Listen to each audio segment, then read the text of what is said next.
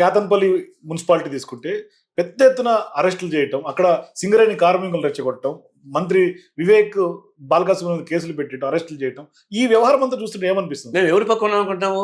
TRS మేము కలిసే ఉన్నాం అక్కడ. ఎలక్షన్స్ ముందర ఆ అడ్జస్ట్మెంట్స్లో టీఆర్ఎస్ మేమే కలిసి పోటీ చేసాం. మేము 4 గెలిచాం. మామూలుగా అయితే మేము వైస్ ప్రెసిడెంట్ వచ్చి ప్రెసిడెంట్ టీఆర్ఎస్ రావాలా? అడ్డం కొట్టేది ఎవరు? మంత్రి అడ్డం కొడుతున్నాడు. ఎందుకు అడ్డం కొడుతున్నాడు? నీకు మెజార్టీ అనేది తెలుసు కదా. లేదు ఇప్పుడు ఎందుకు అడ్డం కొడుతున్నావు మంత్రిగా? ఆ మాత్రం పెద్దరికం లేదా? మీ నాన్నకు మంచి పేరు ఉంది, నీకు మంచి పేరు ఉంది. ఒక మున్సిపాలిటీ పని తర్వాత కాంగ్రెస్ పడిపోతుందా? నీ మంత్రి పదవి పోతుందా?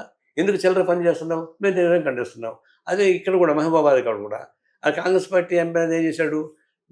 విత్డ్రా అయ్యేంత వరకు కాముగా పెట్టాం మమ్మల్ని. తర్వాత మీకు సీట్లు ఇవ్వమన్నాడు.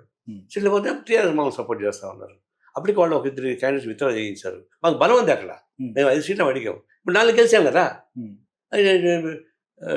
కొత్తగూడెం అడ్జస్ట్మెంట్ మీకు సీట్లు ఇవ్వమన్నారు.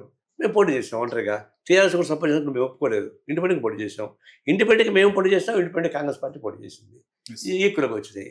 అధికార బలం, అంగబలం అన్నీ ఉన్నా కూడా ఏం చేయలేకపోయారు. పోలీసులు ఉపయోగించి చేశారు, నిలబడ్డారు. అయినా మేము ఫస్ట్ మేము ఏం చేసాం? టీఆర్ఎస్ మాకు సపోర్ట్ చేస్తాంటే కూడా న్యాయబద్ధంగా కలిసి ఉన్నాం కాబట్టి ఇప్పుడు పోటీ చేసుకున్నాము. కాంగ్రెస్ పార్టీకి అవకాశం ఇస్తే బాగుంటుంది చెప్పేసి మేము